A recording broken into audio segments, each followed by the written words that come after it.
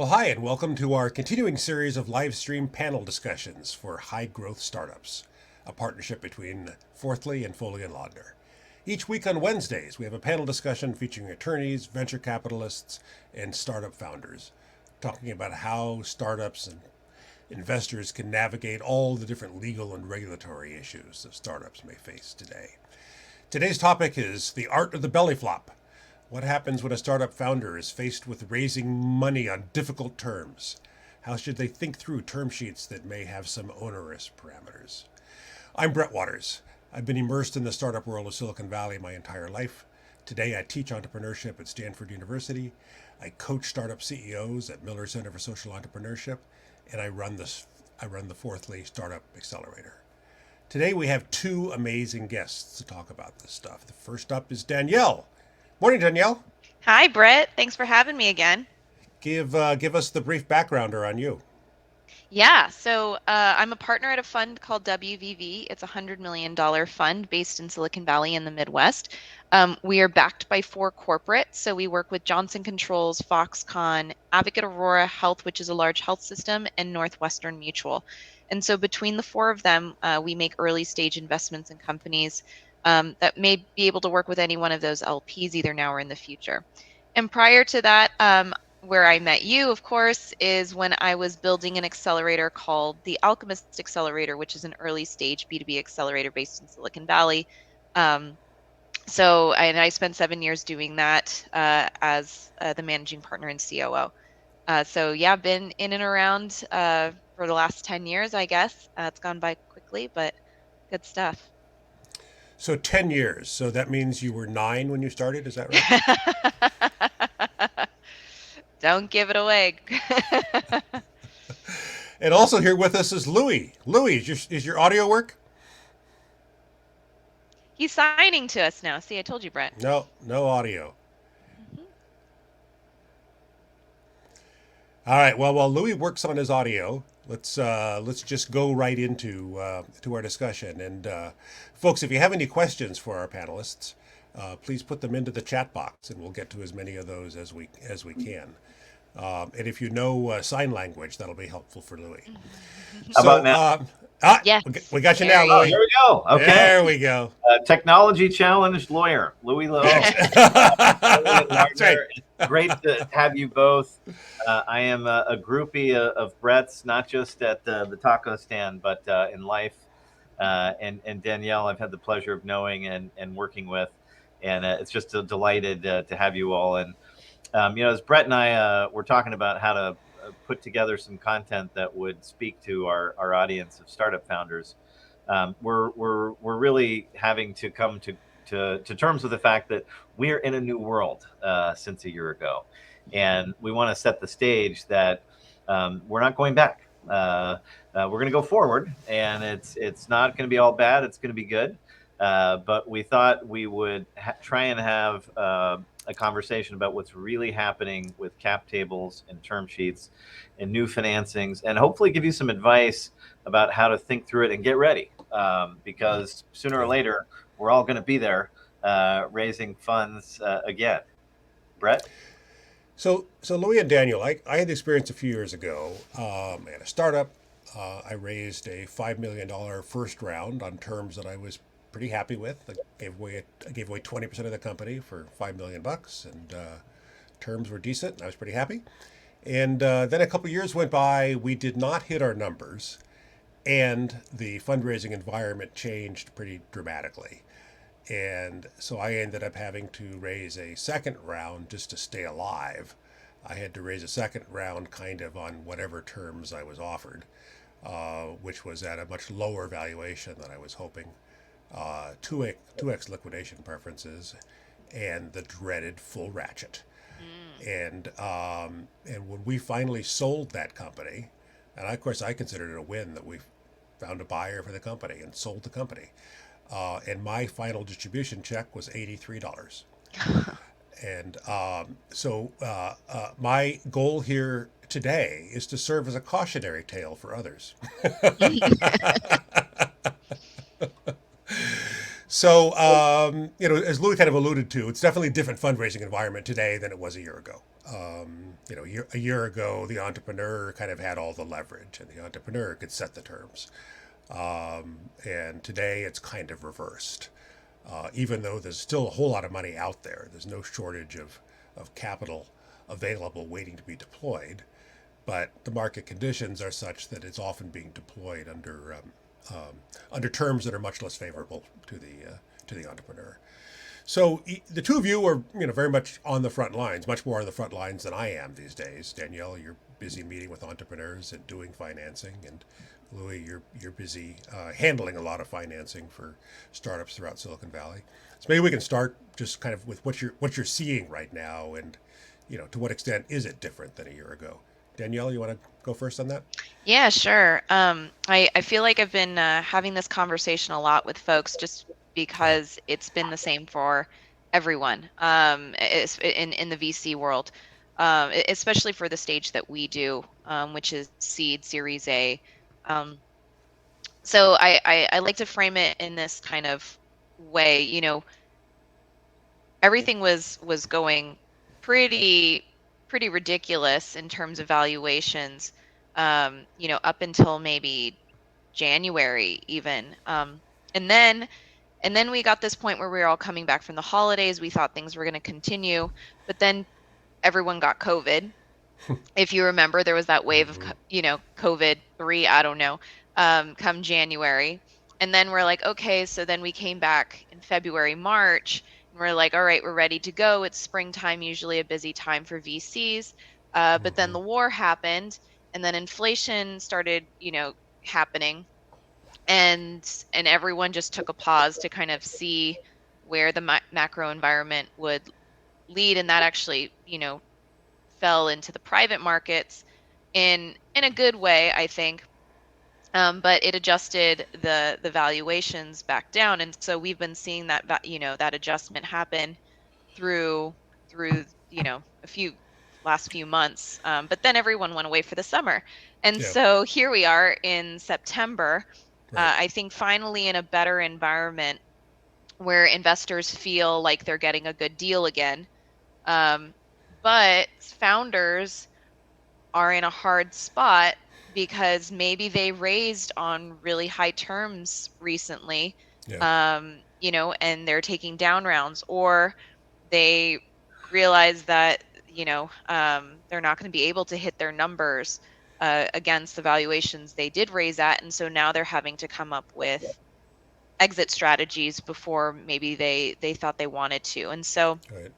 that's it. It's definitely been, let's say, a slow year for a lot of VCs. I know people. I know there have been deals done, but a lot of us have just been kind of waiting and seeing how the markets would even out. And I think we're finally at that point, and we have, as you put it, Brett, we have capital to deploy.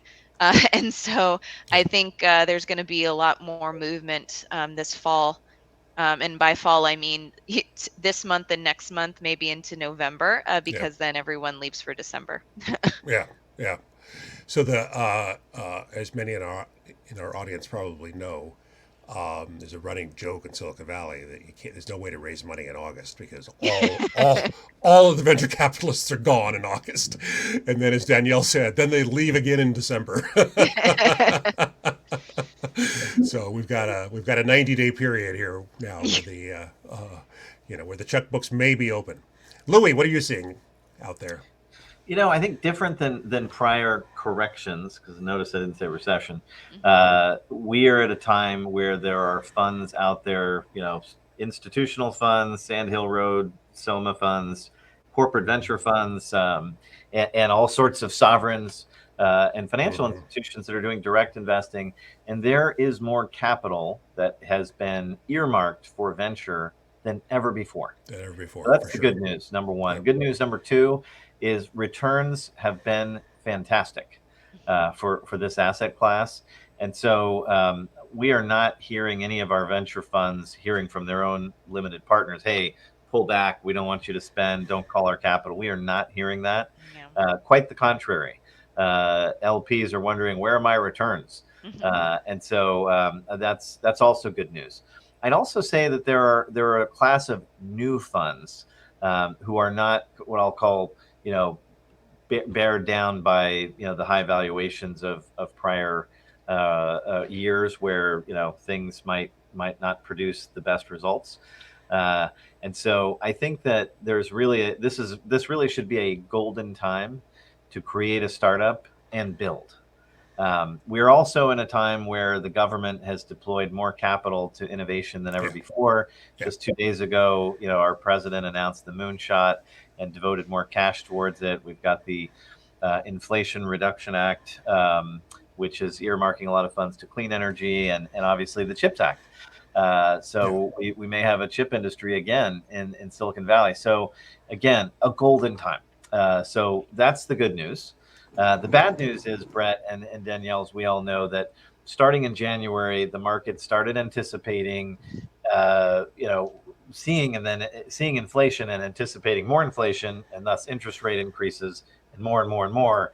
And just yesterday, there was just a rout in the public markets as some unfortunate inflation data for the month of August got published, and things are not slowing down. Employment data is still showing that it's the Great Resignation of quiet quitters. Means that we just can't get enough staff to get going. So what are we seeing in venture? So what's the first thing? Well, as Brett and I always say, this is happening in high resolution, folks. So whereas when Brett did the startup, he mentioned funding rounds happened 2 or 3 years apart. Today, I think funding happens every year, and so it's time to deal with it now. When you're going to be raising, it's not going to change, and so you have a couple of choices as I see it, and the first is, do you do a convertible note bridge round, which is what Brett probably did all those years ago. It probably has a 2 to 5x liquidation preference. It has a ratchet. It's ugly. Let's not go there, but that's probably what your venture investor would like to do because they get a nice bump. What we're seeing a lot of startups do is just like what they've been doing. They say, well, let's raise a safe round. And the first thing I want to tell you is if you've raised equity, your safe is subject to the preemptive rights. It's a convertible security, most likely in your equity docs, that is subject to a preemptive for your existing investors. So you have to offer it to everyone. The cap may be lower than your last round, and then what do you do? Do you just let it go and figure the anti-dilution will be dealt with when you convert later? Or do you extend the existing round? We're seeing lots and lots of extension rounds. I put a blog post out about this yesterday, about how people are saying, you know what, let's not even talk about safe because there might be a discount or a cap. Let's just say, hey, we're reopening the last round, same terms. You're going to get last year's valuation. Isn't that great? And investors might think that's terrific because the company would have progressed, and yet they're getting the same price. It sounds really good, except if valuation has gone down, well, that's maybe not the best deal. So obviously the other alternative is to do a down round where you actually raise equity at a lower price. The anti-dilution protections for the prior investors are going to kick in unless they waive them. People ask me all the time, what does that look like? And I say, don't even go there. Nobody's waiving their anti-dilution rights unless it's a pay-to-play kind of situation. So Brett, I've kind of laid out what I see as the meat and potatoes of what are the choices when you need money and you've raised some capital and what are the consequences? Yeah, thanks for that, Louis. Let me also say that as Louis and Danielle were talking about the current state of things, is very stage dependent. So you guys correct me if I'm wrong, but from what I've seen, later stage is definitely slowed down, whereas early stage is still cooking along. Is that approximately what you guys have seen too? I'm seeing late stage running very smoothly across my desk. Okay. And got a double unicorn just 2 days ago. So but there's not much of an IPO window right now, and so that's true. So for later stage, the kind of the path to liquidity is very unclear, whereas early stage the time horizon's long enough that we're less concerned about the path of liquidity right now. Yeah, I'm curious to see if we will have an IPO market in the fourth quarter. The information put out a guide to the 40 companies that are in the queue, and Yeah. it looks pretty good. I mean, Yeah. you still got Stripe out there, Yeah. some really great names that should trade really well. Right. If we can Right. get them Yeah, out.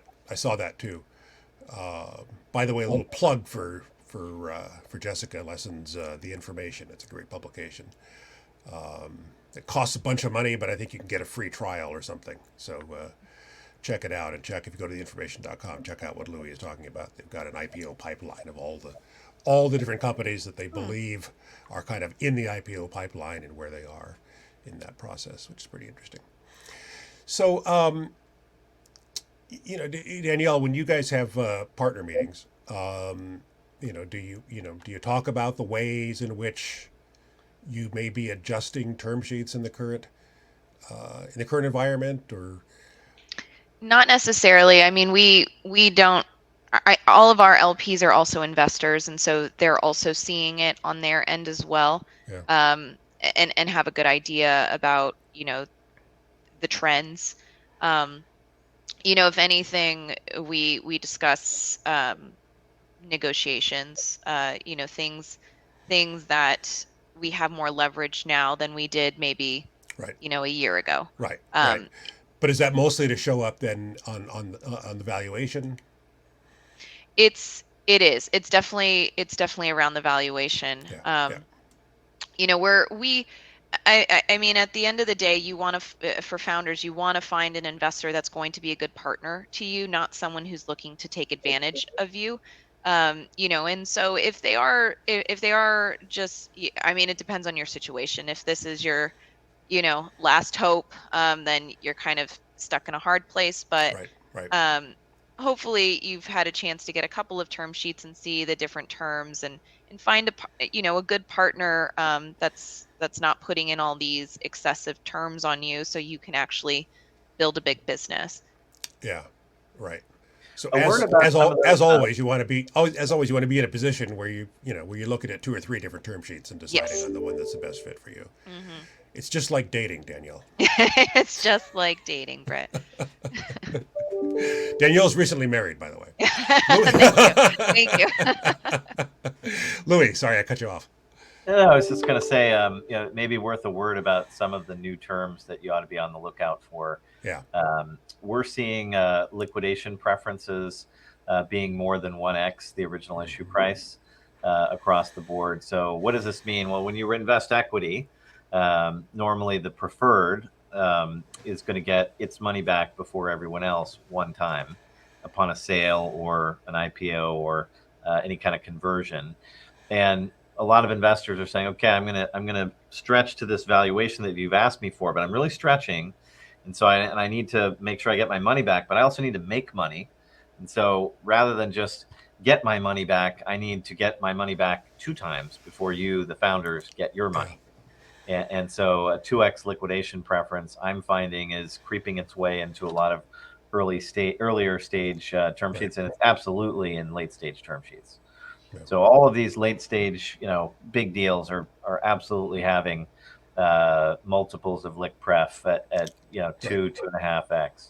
Right, and just to really put a fine point on what Louis is saying, if you were to raise $5 million, for example, at 2x liquidation preference, that means that when the company is sold or wound down, that the first $10 million goes to those investors before a nickel goes to any of the employees or founders.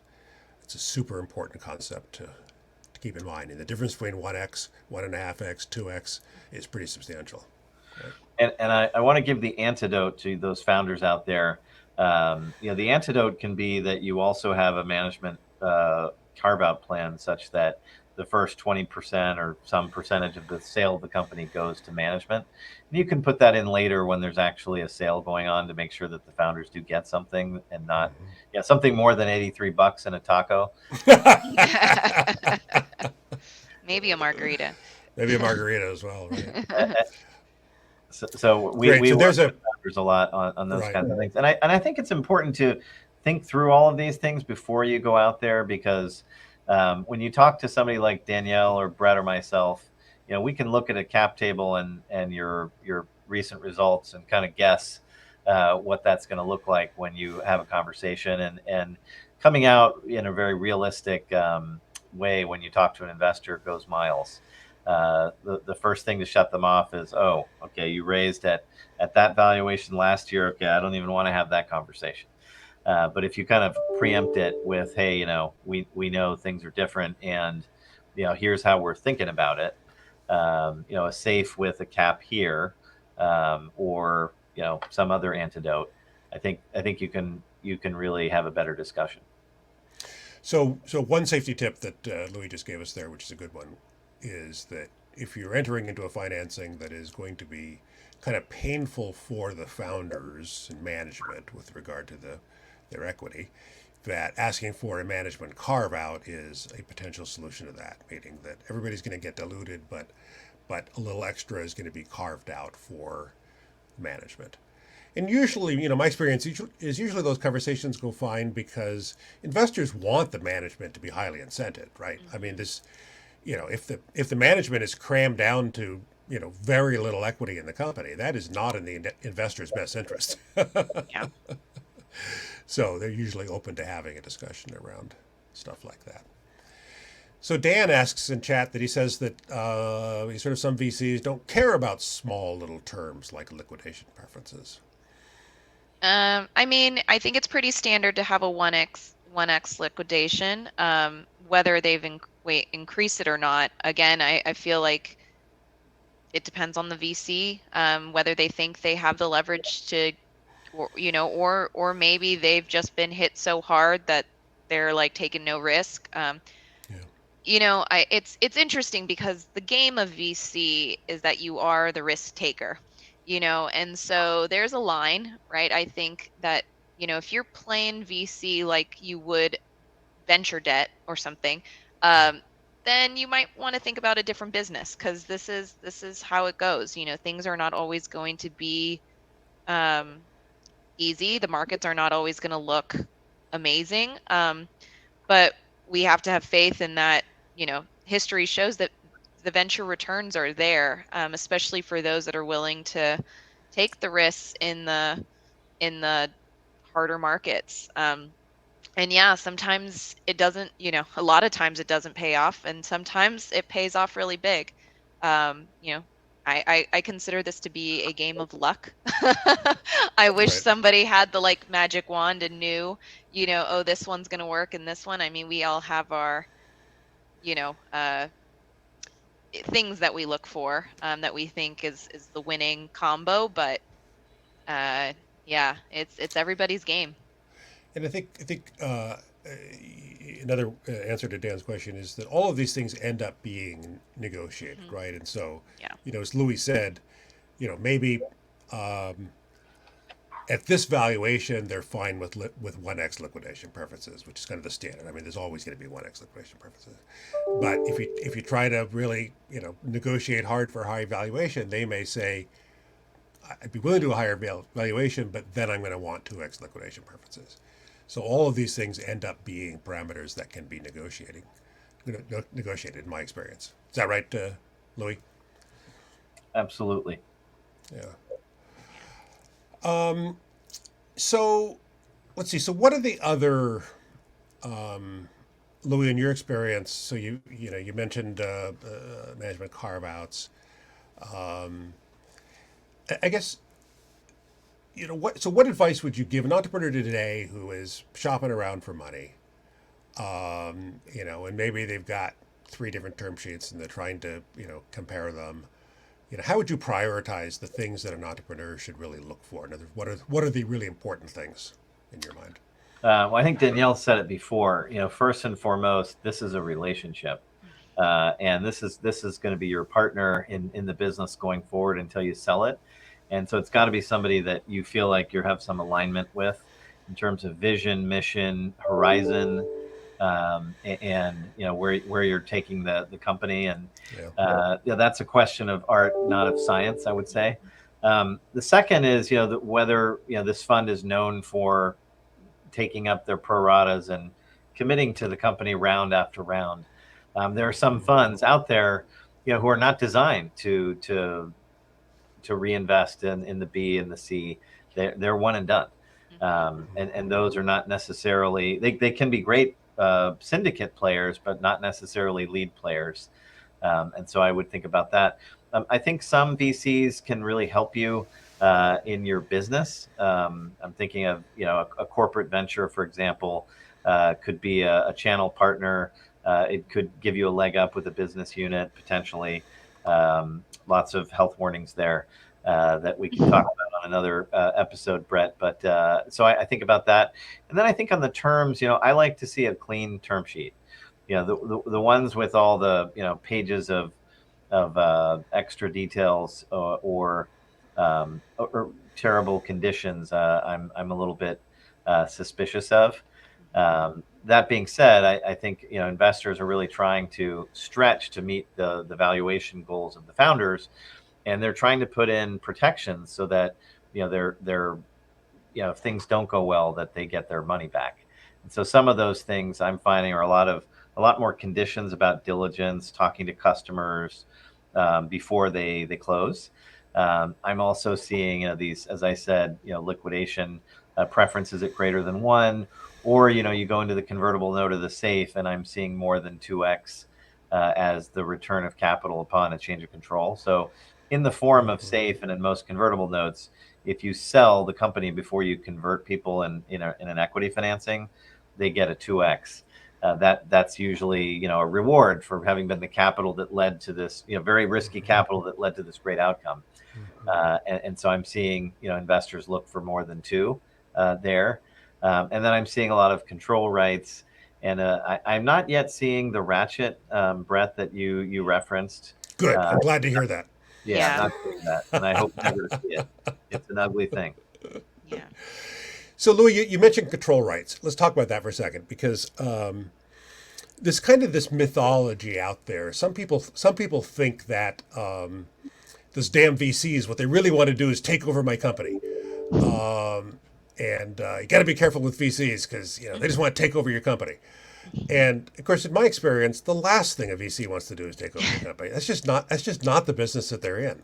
Yeah. Right. That's kind of the worst case scenario, is that they have to take over your company. They're in the business of letting other people run the companies, and the VC gets to profit from the hard work that the entrepreneur puts into it. That's the business that they're in. Exactly. But you did bring up control rights, so kind of talk a little bit about that, Louis, in terms of, again, from the perspective of an entrepreneur. What are some of the control rights that one might see, and how do you think about that? Yeah. So the first right that we see in an equity term sheet will be the voting rights. How much of an equity percentage or a vote that they're going to get, and then what specific items are going to require a vote of the preferred investors. So you'll have a list there, and then secondarily, there may be a board director seat or a board observer seat. And during the heydays of the boom, we saw a lot of venture investors sort of letting go of that and relying on their relationship with the founder to get all of the information rights and to be able to kind of supervise and know what was going on. We're seeing now that investors are taking pains to look at what's the board composition. Are the founders a majority? Are they not? And the new investor, making sure that they have a seat at the table.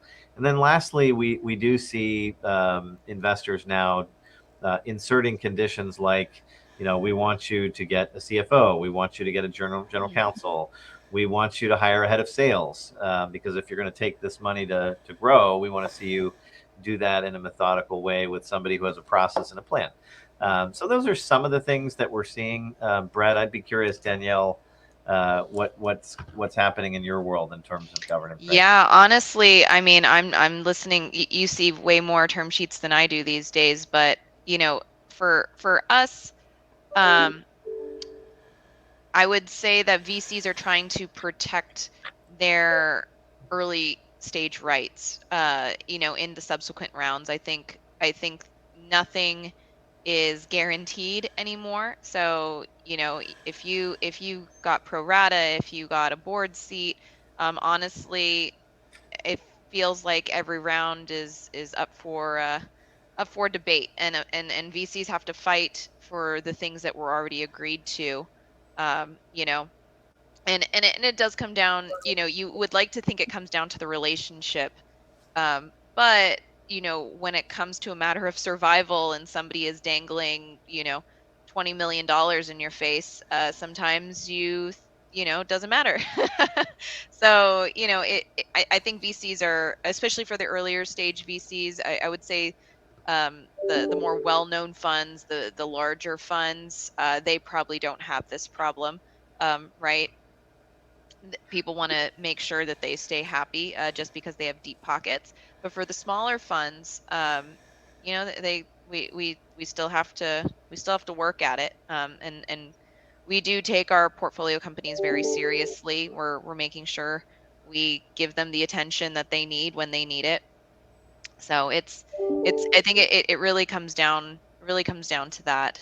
But term sheet wise, we haven't seen anything. There was an interesting clause that just came up, which was a diversity clause.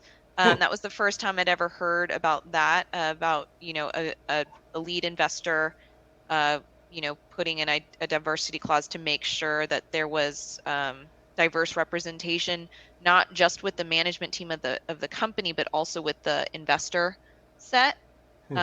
So that was interesting. And I don't know if you're seeing any more of anything like that, Louis, but yeah, that is something that just recently came up. That is a great point. And Brett, maybe we should do a session on ESG. But the National Venture Capital Association a few years ago, really got religion on the fact that venture has not been historically a very diverse industry, and that they had some responsibility to making sure that their portfolio companies were putting some structures in place to do good. And so there is a diversity policy that's been that National Venture Capital Association's put out and is now in the form term sheet, and lots of other what I'll call ESG types of flavors, depending on the vertical and the company that they're walking into. Also, anti-harassment policies, and other things to kind of make sure that things are not going haywire, or inside the companies once they get the money.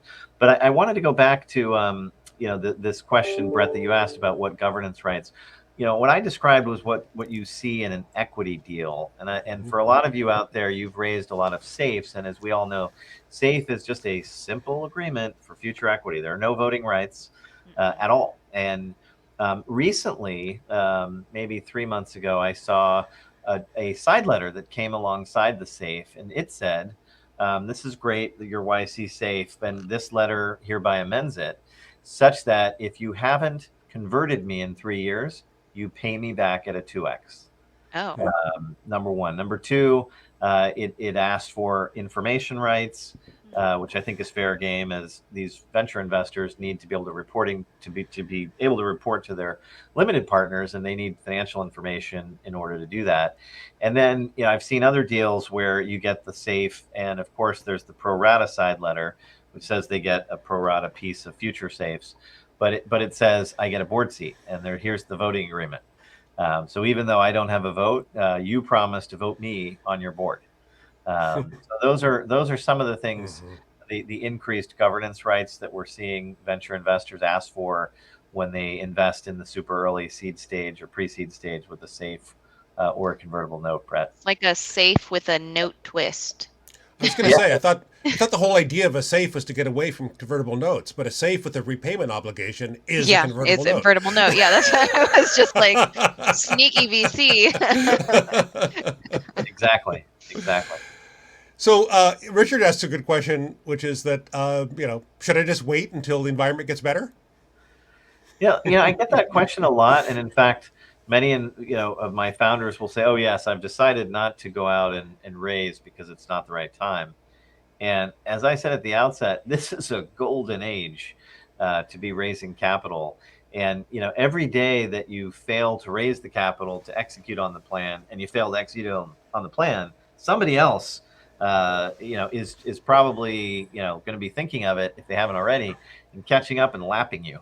It happens to me frequently where I'll have been working with a great startup, but I don't realize 3 years have gone by, and then suddenly I'll see another startup doing the same thing, and I'll say, oh my gosh, we're not alone anymore.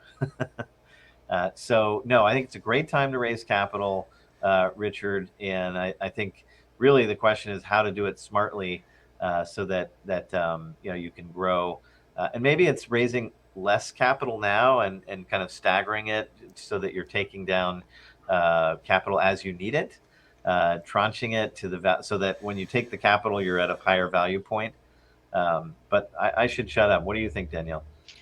It really comes down to the kind of story you can tell. I would say it is pretty hard still for founders who go out to the market and we look at how much money you've raised to date and how much ARR you're doing, right? Or how much revenue. And so if the numbers aren't lining up, I do think there are a little bit more conservative investors out there that are looking for those proof points, some way, shape, or form to see, where you are. But to your point, I do think that shouldn't stop you. If you need the money or you're going to die, then you've got to make some adjustments. And so, yeah, rethinking your round sizes, being okay with a much lower valuation based off of a real multiple. Those are some things that you need to take into consideration. I also believe, Ivan asked about business lines of credit. I mean, I wouldn't say from an investor, but there are definitely other avenues for raising capital. There is venture debt. There are, there are bank loans. There are other types of credit, so look at your options. VC is definitely not the only one to get you over the hump. And you know what? There's no shame in going back to the angel route too, right? Like Yeah. there are people that may give you smaller checks, but 25K here or there, like that might give you another little bit of runway. So And, Danielle, the question that Ivan asks is a perfect segue for next week's panel discussion, because perfect. next week's panel discussion is venture debt. Perfect. And we are seeing an increased number of venture debt deals right now, and partly because for many companies it's preferable to a down round. And I think that's one of the reasons we're seeing more venture debt right now is that in the equity markets you're probably looking at a down round, and so with a venture debt deal there is no valuation to consider. Louis, you want Yeah, to jump I in on that? mean, collateral is much, the collateral options are much better now than they've ever been. Yeah. Let me jump in on 2 points. One is I want to answer Ivan. Non-dilutive capital is the best. Yeah. So you start with the government. What can they give you? We saw what the government could give us with the PPP a couple of years ago. Next is, next best. In fact, it may even be better revenues from a customer. And so if you can get a customer to commit on a multi-year deal and pay up front, maybe give them a discount, that's a great way of raising capital. I have been seeing some types of angel investors doing these lines of credit, and I would say be careful. These things can add up quickly, and you could lose your company. The people doing this know what they're doing. They're going to take a security interest, and if you have something valuable, they could foreclose. Venture debt, I want to just argue with you, Brett, which I love to do. I don't think venture debt is available unless you have raised venture equity first. Number one. Number two, that you have a year of runway in the bank. So if you think you can call up a venture debt lender when you're out of money and say, hey, I need payroll, they're not even answering the phone. A requirement is, a year of cash in the bank. Now, there is other types of debt, but the type that we call venture debt that roams freely around the valley and it has some conditions. So for about a year now, I've been advising all of my clients who raise equity to look very hard at venture debt and do it right away, because the best time to raise capital is when you don't need it. Right. And when you don't need it is when people want to lend you money. And a great way of doing that, and I don't want to steal thunder from next week, is getting a commitment from them that for 3 years they will lend you the money. You don't borrow it. You do pay a fee for this commitment, and then you don't draw it down unless and until you need it. And then you pay, you're going to pay high interest. But the upside is that, hopefully that additional runway will get you to a higher ARR, get you a better valuation on your equity next time around. So it was worth the interest. Okay, I'm going to Yeah. stop stealing next Yep. week's thunder. That is all good stuff. And as I said, next week at this time, we're going to have a whole hour-long discussion on this topic. And one of the panelists that's joining us is a venture debt, a source of venture debt where they use IP to secure the debt. Now, obviously, you have to be an IP-rich company for that to be an option, but I think that's an interesting thing for startups. Yeah, I actually just gave a talk on all the different avenues of startup raising not too long ago, but I mean, it was doing the research. It was awesome to see all the different options that were available, to startups now, and especially around the debt conversation. It's not just a bank anymore. Right. And it's not always like you need to put your house up, or right, like in order to get it. Some. Well, I'm I fond want of to make one warning to founders. Yeah. Beware of the personal guarantee. Yeah. Please do not ever sign a personal guarantee. Sorry, I had to say that. Especially without checking with your spouse. Yeah. Especially that. Yes, no, I completely agree with Louis that you should, you should almost never give a personal guarantee, or at least think about it long and hard and talk to Louis about it before you do. Right. That the whole reason that you've set up a corporation is to have a separation between the business obligations and your personal obligations. That's the reason you set up the corporation. Okay, so I just want to quickly dovetail onto what Danielle said and Louis said earlier, which is that 2022, one of the many reasons why 2022 is the greatest time ever to be an entrepreneur, is that there are more sources and structures available of capital than ever before. There's lots of different sources and structures. And so the main thing is, shop around, understand the different sources and structures and which ones align best with you and your venture. And as Danielle and Louis have both said, find capital partners who are on your side and who you want to have them on your side for a while, because it's you're going to be married to them. And it's probably easier to get rid of your spouse than to get rid of an investor. And so think about that. Right, Louis? Not going there with you, Brett, but I want to dovetail back to a question you asked because I didn't get a chance to say the answer. If you're a founder and you're looking at a valuation and it's less than what you'd like, so there's going to be more lick pref on top of you, and you're also going to be diluted. You're going to be diluted in any race, right? What are some of the things we talked about management carve out? But before we would even go there, you hopefully have an equity pool, and there's some amount in there which your existing investors and your new investors will be happy to direct to you to offset some of the dilution. But there can also be a discussion where the new investor says that a condition of their investment is that the pool gets larger and that you get more of that pool, which again it would be a second bite at the apple. There's the existing pool and the new pool, which you could get some more equity. So these are things that we spend a lot of time thinking about when we look at cap tables and people ask us about fundraising. The first or second thing is, what about you?